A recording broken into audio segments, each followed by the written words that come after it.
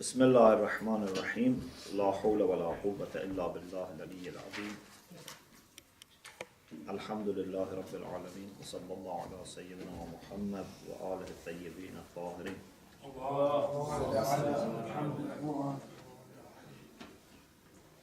اللهم أخرجني من ظلمات الوهم وأكرمني بنور الفهم اللهم افتح علينا أبواب رحمتك وانشر علينا خزائن علومك برحمتك يا أرحم الراحمين. We continue the discussion about Taqlid al-A'la. Is it necessary to follow the most knowledgeable mujtahid? In the same book. The same book. Or we need to follow any mujtahid, or we make a distinction. The author is in favor of saying that you can follow any mujtahid if that person is mujtahid and righteous, pious, that's fine.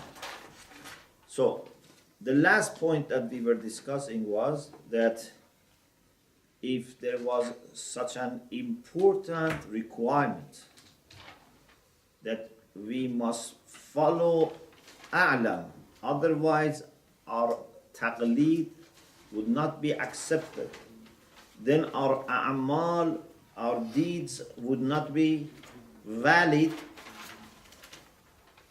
then why Imams have not mentioned this? And he said this is something that it's even more needed than introducing Imams, because Imams are appointed by God and introduced to us. But marja is something that every person has to identify. Yeah, because in Shia Islam, we say this is a responsibility between you and God. No one makes this decision for you. Yeah? Every person makes this choice. They have, of course, to make it in a responsible way, but this is personal choice. So every person has to make this choice, and even sometimes not just once. Sometime in the course of your life, you may have different occasions on which you have to choose your marja because someone passes away. Okay. Then he says, but in the hadith, we don't find any emphasis being put on the necessity of referring to the most knowledgeable. وَهَذِهِ أَخْبَارُ التَّقْلِيد. Says, here are the hadiths about taqlid. We mentioned saradnaha alayk.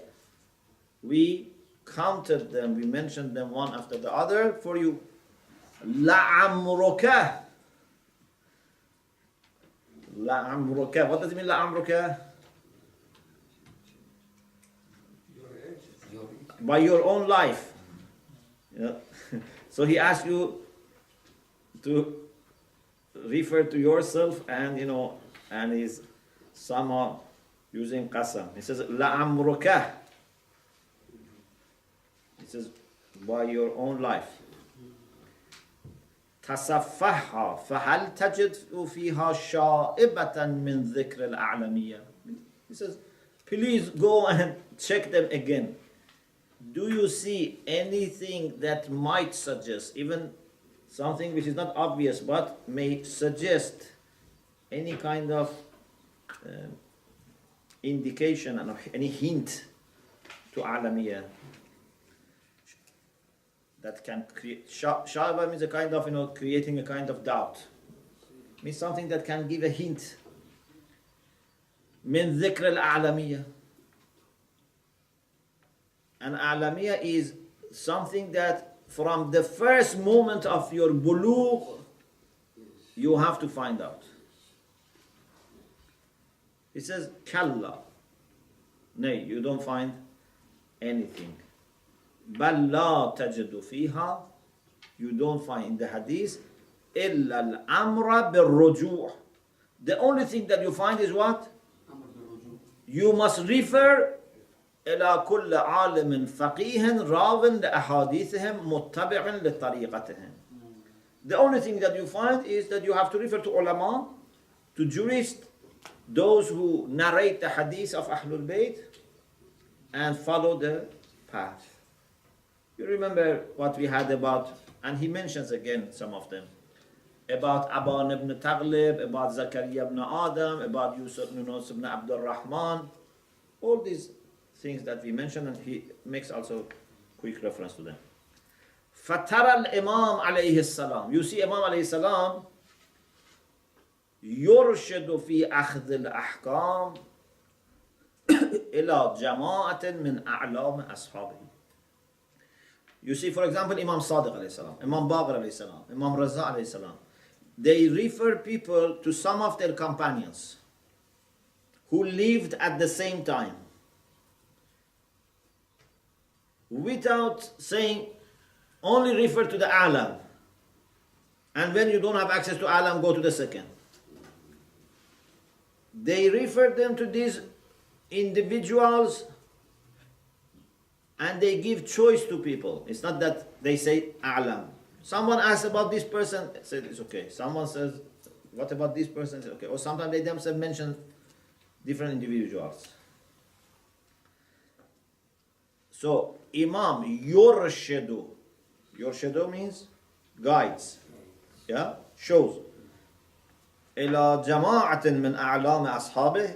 He shows, he leads, he guides people towards some of his best companions. A'lam means outstanding. Yeah? Something which is very clear, like flag, you know.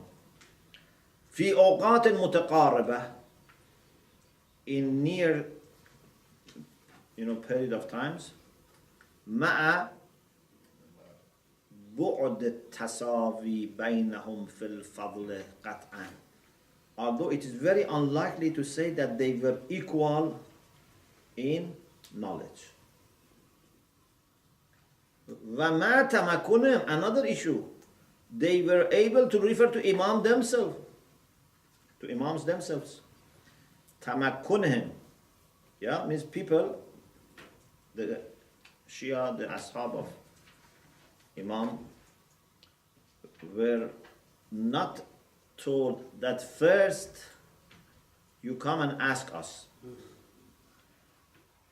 Then if you don't have access to us, you go to the A'lam among our companions. If you don't find A'lam, you go to the second A'lam. No. It seems that they were accepting reference to a reliable scholar as something sufficient. Yes.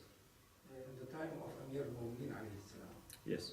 he sent Ummal, governor, to the countries and asked people to refer to them. Yes.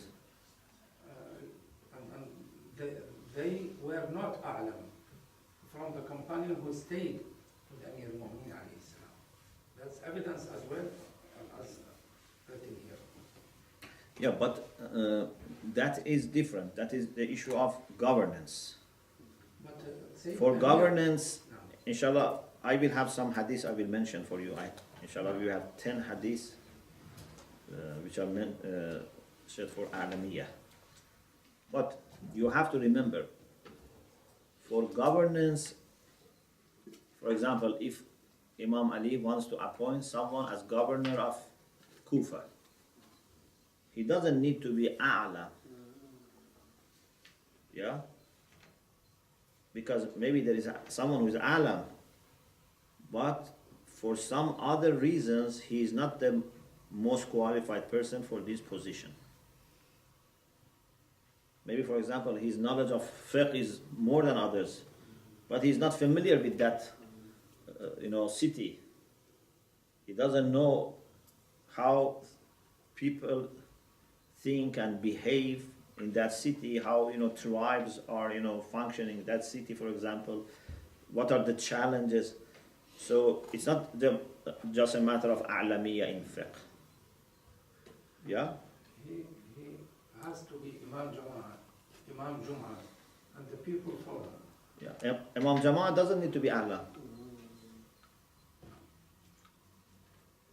Imam Jama'ah, even sometimes you see great ulama follow another person. Sometimes they stand behind their students. What about Imam Jum'ah? Imam Jum'ah is also the same. It's better if it's A'lam, but it's not necessary to be A'lam. We are talking about fatwa, because fatwa is a matter of knowledge in the first place. After taqwa, knowledge is very important in fatwa. So, Imam alayhi salam, and he says Imam, he means any Imam. It can be Imam Baqir, Imam Sadiq. So, they used to guide people in the rulings of fiqh to some of the outstanding companions that they had, although they were near in time. So it's not that one in every generation or one in every time. No, sometimes they lived together, and also it's very unlikely to say that their level of knowledge was the same, and imams referred them to different people. Also, it was possible for them to go to Imam himself and ask the question. It's not that they only ask the people who are living far.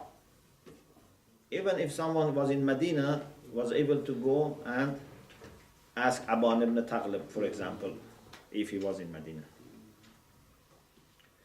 بل في رواية تفسير العسكري عليه السلام وهي الأخيرة.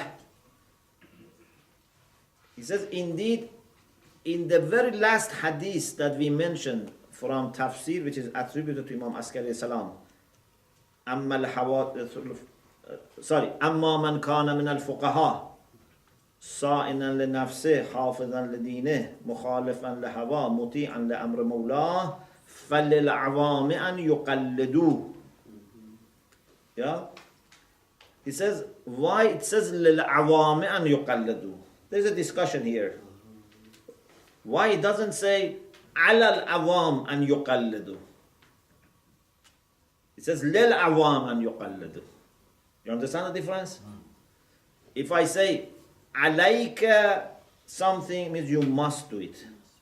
If I say لك something, means this is available for you. It's an option. Yeah? So there's a discussion why it said للعوام أن يقلدوا. It's an option, and it doesn't say it's obligatory. Yeah? So one answer is Taqlid is an option because they can also do Ihtiyat. If they like, they can do Ihtiyat. This is why we always say Taqlid is a facility. Yeah? Taqlid is not a burden. Taqlid is to remove the burden of becoming mujtahid or doing ihtiyat. It's a third option for convenience. So this is one answer. But the author mentions another point. He says the reason it is said فَلِلْعَوَامْ أَنْ يُقَلِّدُوهُ is because there is no need to go to A'lam. So they have the option of referring to any person who is qualified, who is faqih and also sa'inan li nafsih, hafizan li dinih, mukhalifan li hawa, muti'an li amri mullah. Any. If it was A'lam, then the lay people had to refer to A'lam. Of course, as I said, there is another interpretation, but this is the way he interprets. What is important is you have to find an explanation why it is not said ala al-awam, it said lil awam. Okay? Let's finish this sentence. بل في رواية تفسير العسكري عليه السلام وهي الأخيرة. Indeed, in the narration which was from the tafsir of Imam Askari salam, and was the very last hadith, ظهور في التخير. المعنى الظاهري is choice. Why? Because it says فللعوام أن يقلدوا. He says this takhyir cannot be in taqlid, because taqlid is necessary. Okay? So this takhyir, this option is in what? In whom to follow. You have to follow, but whom to follow, you have choice. I told you another interpretation, yeah? So there are two interpretations. One is to say taqlid is also an option, because you can do ihtiyat. But he says something else. He says taqlid is not an option, and whom to follow is option. There must be something optional here, because otherwise you would have said alal awam an yuqallid. What is that option that you have been given? For our author, the option is whom to follow. فالمعنى إذن أنه يجوز للعوام تقليده. Awam can follow him. Any person who has these qualities can be followed. Then he says, in some of the hadith previously mentioned, the person who asked Imam question, for example, says, أفيونس بن عبد الرحمن ثقة آخذ عنه معالم ديني. Is Yunus ibn Abdul Rahman a reliable person that I ask him the teachings of my religion? Okay? He asked Imam alayhi salam. And Imam said, yes, na'am. What do you understand from this? He says, not only Imam alayhi salam endorsed and approved of referring to someone who is alim and not necessarily alam. Indeed, he says this was an idea which was established in the mind of the person who asked question. He says the issue was so clear for them that they knew they can refer to any reliable alim. He just wanted to see whether he is reliable or not. He didn't ask, is Yunus ibn Abdul Rahman reliable and a'lam? Yeah? He just asked, is he reliable or not? So, he says, يُفْهَمُ مِنْ. From this can be understood that أَنَّ كِفَايَةَ الْوِثَاقَةِ شَيْءٌ مَغْرُوسٌ فِي أَذْهَانِهِمْ. Sufficiency of reliability was maghrus. Maghrus means planted. When you plant a tree, it's called ghars. Means this was built in their mind. This was established in their mind. That you can refer to any reliable faqih. Just he wanted to make sure that he is reliable. Yeah? They had no worry about whether he is a'lam or not a'lam.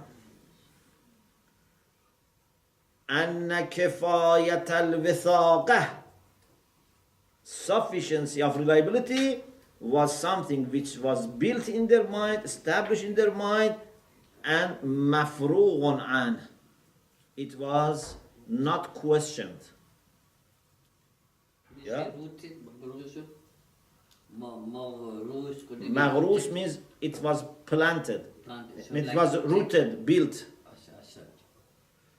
وَتَقْرِيرُ الْإِمَامِ عَلَيْهِ السَّلَامُ لَهُ. And Imam alayhi salam also endorsed. Yeah?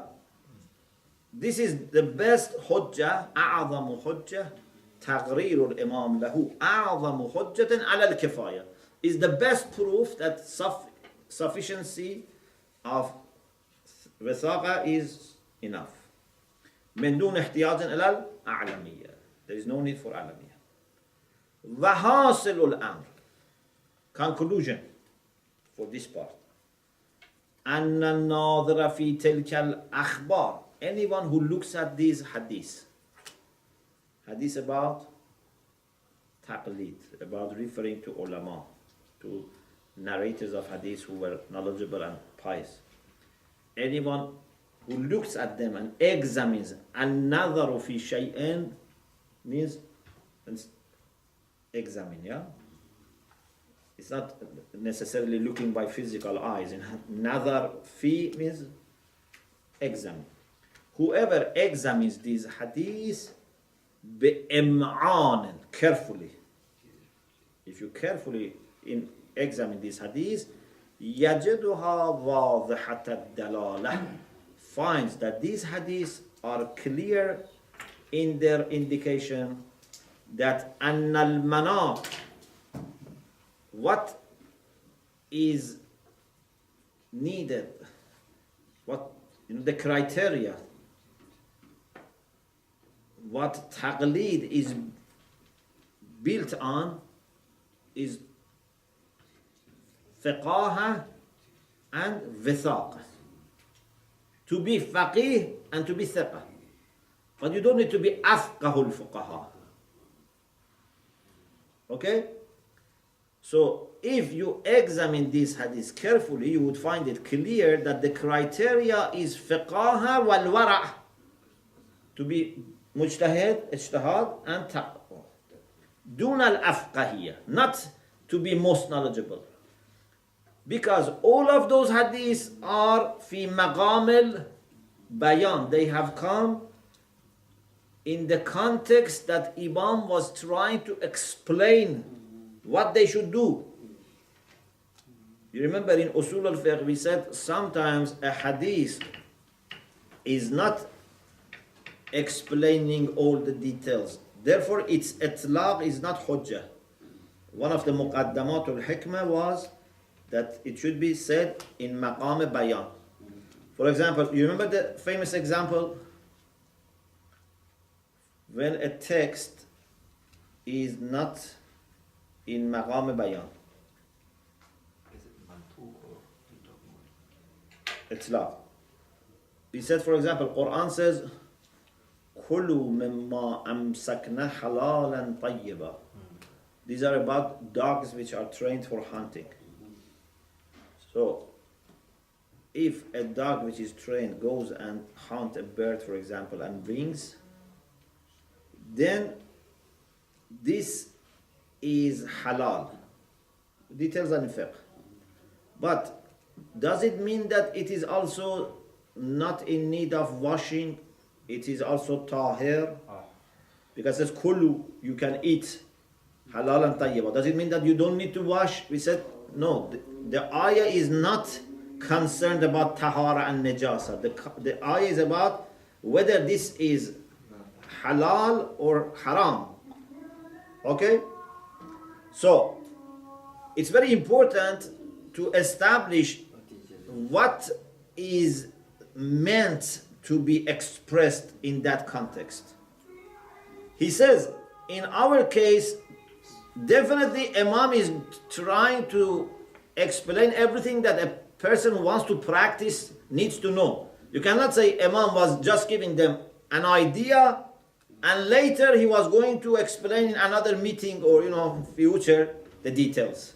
Because this person has come to ask, shall I refer to this person? So if he's not supposed to refer, if there is another condition, Imam should have mentioned. لأن كلها, all these hadiths واردة في مقام البيان. فإلى متى يؤخر أمناء الله عليهم السلام الحكم بالرجوع إلى الأعلى? To which time they are going to postpone? Imams are umana, means they are trusted by Allah. Yeah, they are trustees of the rulings of Allah.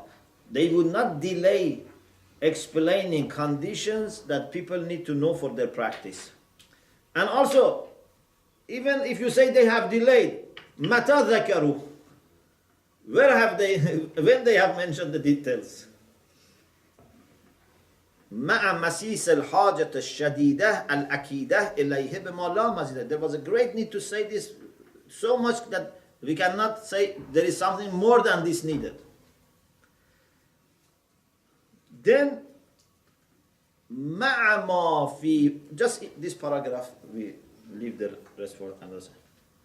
مع ما في وجوب الرجوع إلى الأعلم فقط من المشاق والحرج عليه وعلى الناس. He says, if we say all people have to go to A'lam, it makes life for people difficult, it makes life for that A'lam also very difficult. It becomes, very, very difficult for people to refer only to one person, and for that person also to handle all the needs that people have. كيف يتمكن الواحد? How one person, a single person, على إدارة دفة أمور الدين والدنيا, or دين والعلم.